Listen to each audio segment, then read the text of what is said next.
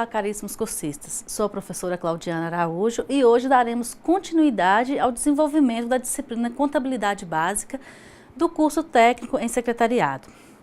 Estou certa que a primeira semana foi de dedicação e muito estudo, não é mesmo? Pois bem, espero o mesmo comprometimento e dedicação de vocês nessa segunda semana de curso.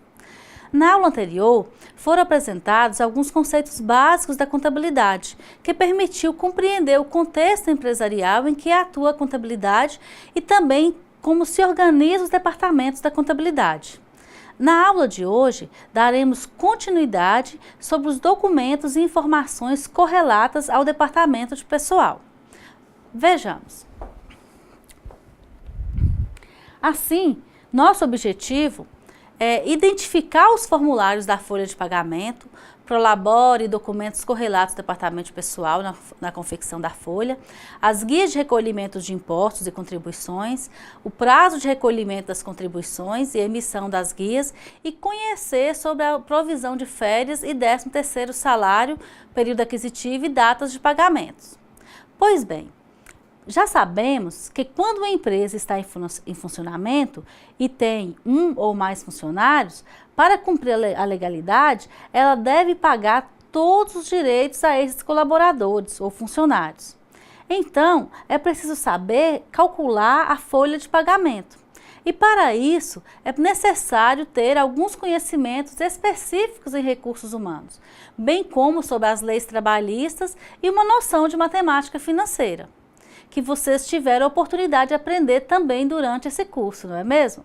Essa tarefa exige um pouco mais de atenção de cada um, pois é um pouco complexa, devido à gama de informações e conhecimentos que você deverá ter para acompanhá-la. Pode-se dizer que a folha de pagamento é o retrato da atividade exercida, é o espelho da remuneração de cada funcionário. Por meio do holerite ou contra-cheque, o trabalhador pode financiar um carro, um imóvel. O contra-cheque é o comprovante de pagamento, é o histórico dos ganhos de uma pessoa e também um documento comprobatório utilizado na aposentadoria. Por isso, a responsabilidade de quem realiza o cálculo da folha de pagamento é muito grande. Assim, dizemos que a folha de pagamento é um documento de emissão obrigatória para efeito de fiscalização trabalhista e previdenciária. A empresa é obrigada a preparar a folha de pagamento da remuneração paga, devido ou creditada a todos os empregados ao seu serviço. Ou seja, todos os prestadores de serviços, inclusive os autônomos e os próprios donos da empresa, que são pagos por meio de prolabore. Chamamos de prolabore a remuneração do trabalho realizado pelo sócio, gerente ou profissional dentro da empresa. Veja bem, uma folha de pagamento, por mais simples que seja, apresenta pelo menos os seguintes elementos: a discriminação do nome do empregado ou segurado, indicação do cargo, a função ou serviço prestado, o valor bruto dos salários, o valor da contribuição da Previdência, que foi descontado dos salários, o valor líquido que os empregados receberão. A partir dessas e com essas informações é que são gerados os recibos de pagamento dos funcionários e que também será obtido os valores do recolhimento da Previdência Social. No Brasil, é de responsabilidade do Instituto Nacional de Seguro Social, o INSS, a manutenção do regime de Previdência Social, fazendo o pagamento da aposentadoria, pensão por morte, auxílio-doença, auxílio-acidente e outros benefícios para aqueles que adquirirem o direito segundo previsão na lei. Bom, então, para recolhimento da Previdência, nós temos algumas informações que facilitam o cálculo dos valores. E você deve estar curioso para saber como podemos fazer para calcular esses valores, saber quanto será pago ao INSS. Veja bem, o INSS, ele publica a tabela mensal de contribuição que poderá ser utilizada para consulta sobre as faixas de salário e as respectivas alíquotas de incidência para o cálculo da contribuição a ser paga. As categorias de empregado doméstico e trabalhador avulso possuem faixas e alíquotas distintas das de contribuinte individual e facultativo. Como exemplo, vejamos a tabela do ano de 2016. Segunda tabela, para empregado doméstico e trabalhador avulso, para quem recebe até R$ 1.556,94, o valor da contribuição será de 8% sobre o salário. Para aqueles que têm salário de R$ 1.556,95 a R$ 2.594,92, o percentual será de 9% sobre o salário. E para quem recebe de R$ 2.594,93 até R$ 5.189,82, o valor da contribuição será de 11% sobre o salário. Veja bem, o teto de contribuição é R$ 5.189,82, ou seja, é 11% sobre esse valor. Significa que se uma pessoa recebe mais do que esse valor, sua contribuição ao INSS se limita a R$ 570,88, que é 11% daquele valor. Em outras palavras, se o salário for de R$ 10.000, a contribuição será de R$ 570,88. A partir dessas informações, me respondam: se um funcionário tem salário de R$ 5.000, qual o valor da contribuição previdenciária? Basta você consultar a tabela e efetuar o cálculo. Nesse caso, a contribuição será de R$ 550, ou seja, 11% de R$ 5.000. Lembrando que se o salário for acima de R$ 5.189,82, pela tabela vigente em 2016, a contribuição máxima será de R$ 570,88, que corresponde aos 11% do valor limite ou do teto. Em síntese, a Previdência Social é uma poupança compulsória que garante ao trabalhador condições financeiras para se sustentar quando não fizer mais parte da população economicamente ativa, ou seja, não estiver mais trabalhando, quando ele aposentar, quando houver uma incapacidade para o trabalho. Dizendo de outra forma, o sistema previdenciário é um seguro organizado sob forma de regime contributivo, onde os empregadores e empresas são obrigadas a contribuir sobre a folha de salários e demais rendimentos das pessoas por eles contratadas. E essa contribuição é feita por meio da Guia da Previdência Social, o chamado GPS, que é o documento hábil para o recolhimento das contribuições sociais e contribuições individuais da Previdência Social. Considerando a atual discussão em nosso país sobre alterações da Previdência, importa dizer que nossa discussão nesse momento é sob o ponto de vista técnico e está pautado na legislação vigente. Mas convido vocês a lerem, a estudarem e acompanharem de forma mais crítica o que está em pauta no cenário nacional. A situação explicada até agora cabe ao funcionário registrado na empresa, mas temos em nossa sociedade a figura do profissional autônomo, que são aqueles que prestam serviços de natureza eventual às empresas, sem vínculo empregatício. A costureira, o pedreiro, a diarista, os síndicos, os motoristas de táxi, os vendedores ambulantes, os pintores, os eletricistas, os associados de cooperativa de trabalho, dentre outros. Ou seja, são todos aqueles que trabalham por conta própria. Como dissemos no dia a dia, deve-se fazer o seu recolhimento. Autônomos, em geral, os que prestam serviços temporários. Podem se inscrever e pagar como contribuinte individual. E aqueles que não têm renda própria, como estudantes, dono de casa e desempregados, podem ser segurados e pagar como contribuinte facultativo, pois estes deverão fazer o recolhimento de sua contribuição previdenciária também, para comprovar o exercício da atividade remunerada, com vistas à concessão de benefícios futuros. Caso o contribuinte, o pintor, por exemplo, preste serviço a uma empresa, esta deverá efetuar o pagamento por meio de recibo de pagamento de autônomo, a chamada RPA, e efetuar o recolhimento do INSS. observando os limites da contribuição estabelecido pelo INSS, bem como os prazos de recolhimento. É o mesmo que dizer que a empresa é responsável por fazer o recolhimento. E nesse caso, pode ter surgido a seguinte dúvida: como é trabalhador autônomo e se ocorrer desse trabalhador prestar serviço para mais de uma empresa no mesmo mês?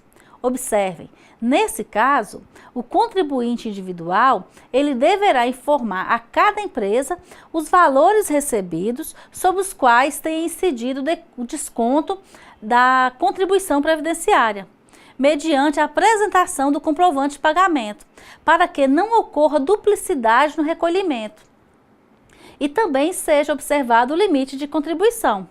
Dessa forma, podemos entender que toda empresa que remunerar ou efetuar algum tipo de pagamento ao contribuinte individual deverá fornecer a este o comprovante de pagamento pelo serviço prestado, além dos valores da remuneração e do desconto feito a título de contribuição previdenciária. Bom, pessoal, além das contribuições previdenciárias, vamos conhecer um pouco mais sobre as obrigações acessórias, a contribuição sindical, a emissão das guias de recolhimento dos impostos e contribuições, que são recolhidos por meio de um documento chamado DARF, que é o Documento de Arrecadação da Receita Federal. O DARF é utilizado para pagamento do imposto de renda da pessoa física, para pagamento da restituição indevida a devolver, para pagamento da multa exigida isoladamente, ou seja, é utilizado para pagamentos de receitas federais pelas pessoas físicas ou jurídicas, exceto as optantes pelo Supersimples ou pelo Simples. No caderno didático, temos o modelo do DARF e também você pode encontrar na internet, inclusive com orientações de como preencher. Uma outra obrigação a ser cumprida pelas empresas e de responsabilidade do departamento pessoal é a emissão e a entrega da GFIP, que nada mais é do que a guia de recolhimento do FGTS e informações da Previdência Social, ou a GFIP. Um serviço da Caixa Econômica Federal que foi introduzido pela Lei 9.528 de 97. Deverão ser informados na GFIP os dados da empresa e dos trabalhadores, os fatos geradores de contribuições previdenciárias e valores devidos ao INSS, bem como as remunerações dos trabalhadores e o valor a ser recolhido ao FGTS. A empresa está obrigada a entregar a GFIP ainda que não haja recolhimento do INSS, caso em que a GFIP será declaratória, contendo todas as informações cadastrais e financeiras de interesse da Previdência Social. A GFIP, ela deverá ser entregue ou recolhida até o dia 7 do mês seguinte àquele em que a remuneração foi paga, que foi creditada ou se tornou devida ao trabalhador, ou tenha ocorrido outro fato gerador da contribuição à Previdência Social. Caso não haja expediente bancário no dia 7, a entrega poderá ser antecipada ao dia de expediente bancário imediatamente anterior, ou seja, se dia 7 caiu no sábado, dia 6 é o limite para a entrega. Em termos práticos, estamos dizendo que, por exemplo, que ao fechar a folha de pagamento do mês de janeiro, tanto de funcionários como de autônomos, a empresa deverá enviar à Caixa Econômica Federal todas as informações elencadas anteriormente até o dia 7 do mês de fevereiro, sob pena de ser sujeita a multas previstas pela Lei 8.202 de 91 e as sanções previstas na Lei 8.036 de 90. Importante dizer que o pagamento da multa não tira a responsabilidade das empresas de entregarem a GFIP. A não entrega, ela implica a empresa ficar impedida de obter a certidão negativa de débitos. A empresa ficará irregular até que sejam entregues a GFIP e pagas as multas. Mas todas as empresas, elas estão obrigadas a entregar a GFIP? Não, pois algumas empresas estão desobrigadas de entregar a GFIP. É o caso do contribuinte individual, sem segurado que ele preste serviço, do segurado especial, do segurado facultativo, dos órgãos públicos em relação aos servidores estatutários filiados ao regime próprio da Previdência Social. é somente em relação aos servidores públicos estatutários, pois se houver pagamento de autônomos ou prestação de serviços, com recolhimento de INSS, a GFIP deverá sim, o órgão público deverá sim enviar a GFIP. Além das funções já elencadas, o Departamento Pessoal é responsável pela transmissão do CAGED. O que é o CAGED? É o Cadastro Geral de Empregados e Desempregados e foi criado pelo governo federal, pela Lei 4.923 de 65, e instituiu o registro permanente de admissões e demissões dos empregados, sob o regime das leis do trabalho ou sob o regime da CLT. E para que servem essas informações? Esse cadastro, ele serve como base de elaboração de estudos, pesquisas e projetos e programas ligados ao mercado de trabalho, sendo utilizado pelo Programa de Seguro-Desemprego para conferir os dados referentes aos vínculos trabalhistas, além de outros programas sociais. E estão obrigados a enviar essas informações ao Ministério do Trabalho e Emprego todas as empresas que tenham admitido ou demitido, ou desligado, ou transferido o empregado com contrato de trabalho regido pela CLT.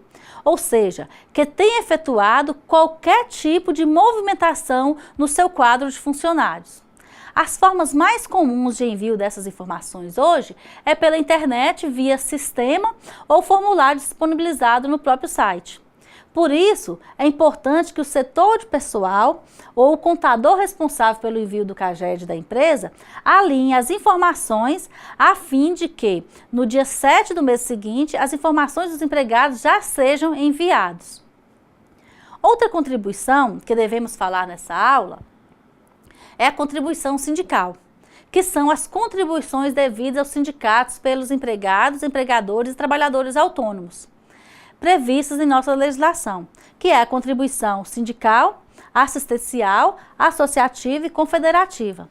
A contribuição sindical, ela está prevista na CLT e ela possui uma natureza tributária e é recolhida compulsoriamente, ou seja, independente da vontade do empregado, no mês de janeiro e pelos trabalhadores no mês de abril de cada ano.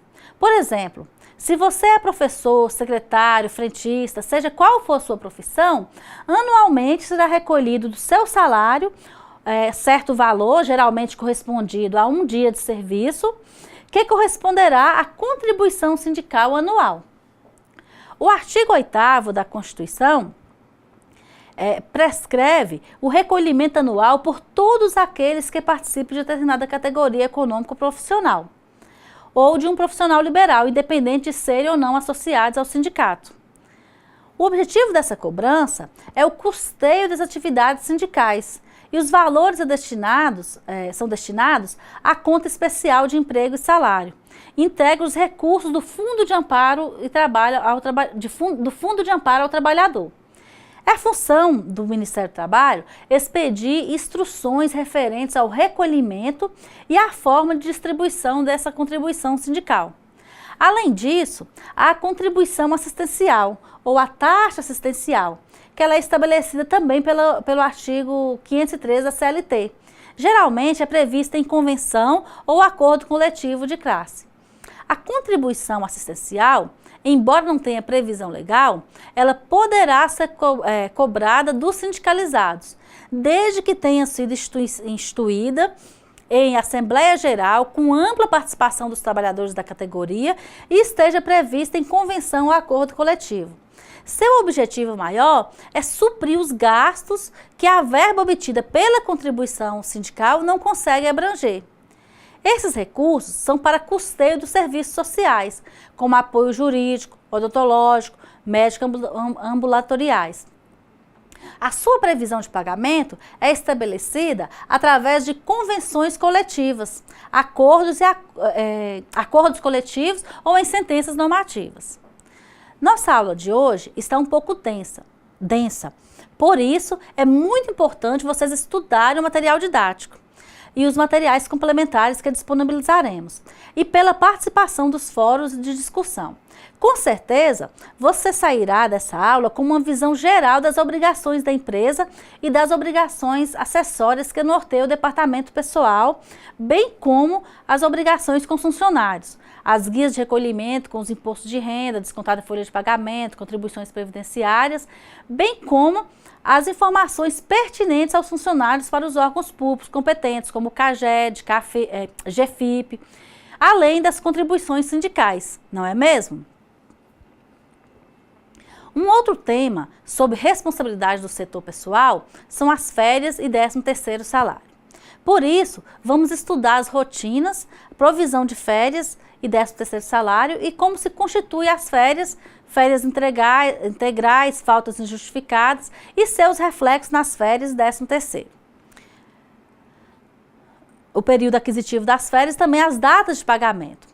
É certo que você já sabe que após certo período de trabalho, o empregado tem direito a férias. Esse período começa a contar a partir da data de início da vigência do contrato, em que a cada período de 12 meses, o empregado terá direito ao gozo de um período de férias, sem prejuízo da remuneração, na seguinte proporção, conforme estabelece o artigo 130 da CLT. Vejamos. O artigo 130 da CLT prevê que o funcionário terá direito a 30 dias corridos de férias quando não houver faltado ao serviço mais do que 5 vezes. Ele terá direito a 24 dias de férias corridos quando houver tido de 6 a 14 dias de faltas.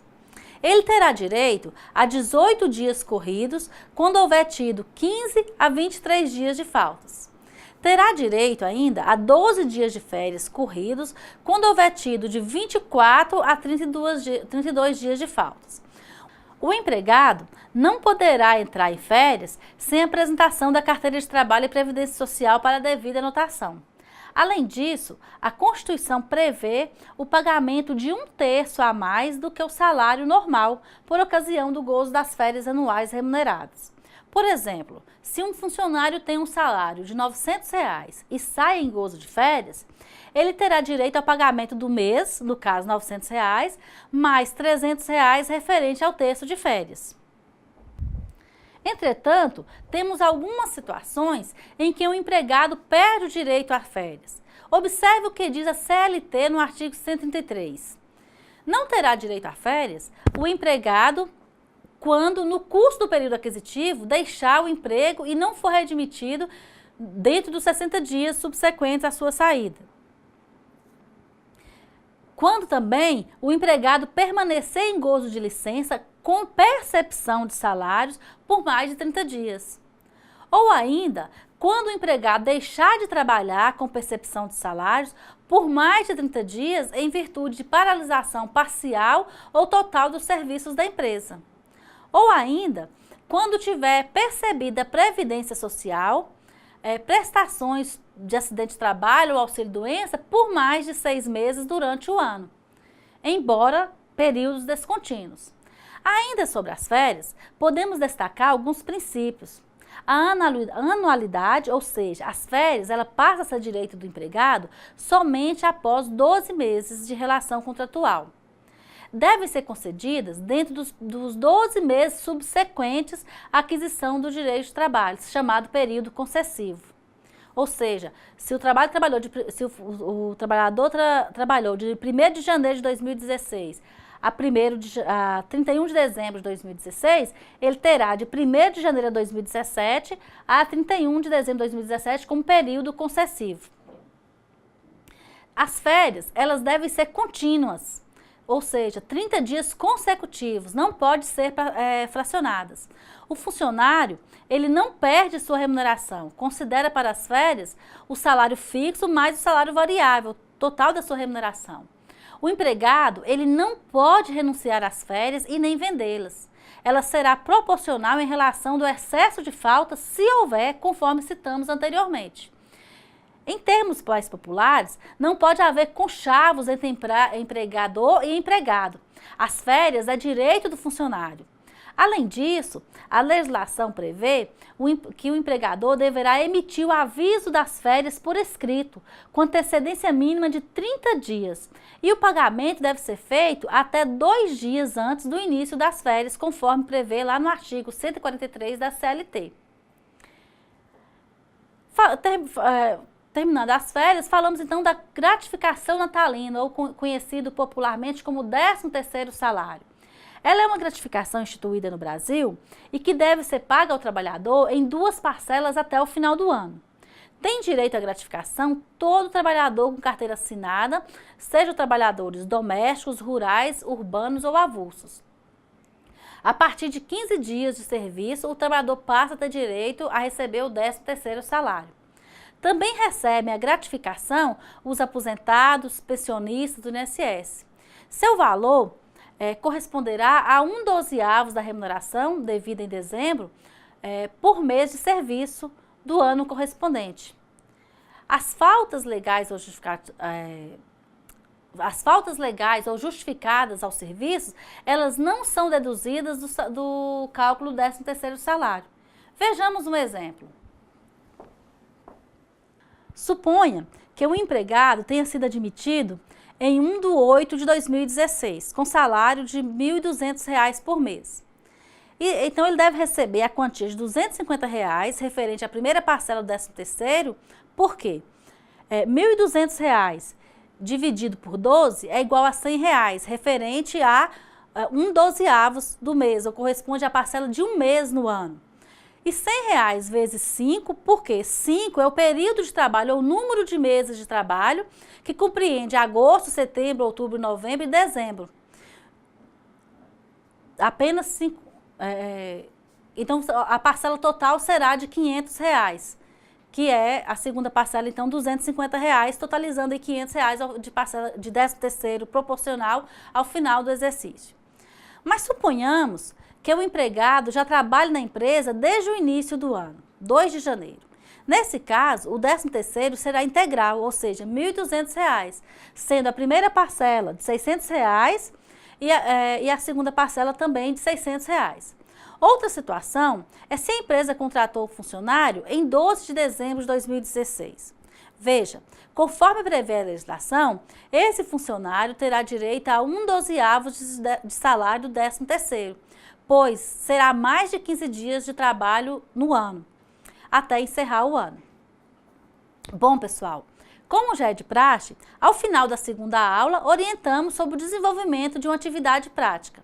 Aprendemos que a contabilidade é uma ferramenta necessária e utilizada pelas empresas, seja de pequeno ou grande porte, para a tomada de decisão. Essa é uma das áreas de conhecimento fundamental para o técnico de secretariado.